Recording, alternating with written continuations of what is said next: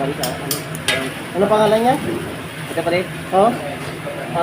Ito pa rin. Ito sa Bicol pa rin. Perdis. Ames. Kapag ang pus namin. Bakit yan? Lagyan natin ng ano, asin. Lagyan natin siya ng asin.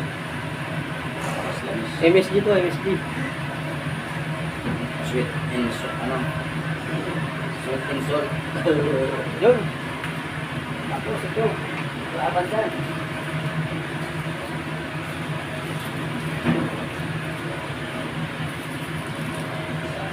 Ajimoto, tak-tak. Ah. So sa ano, ano to? Pangmasa. Harap talaga to.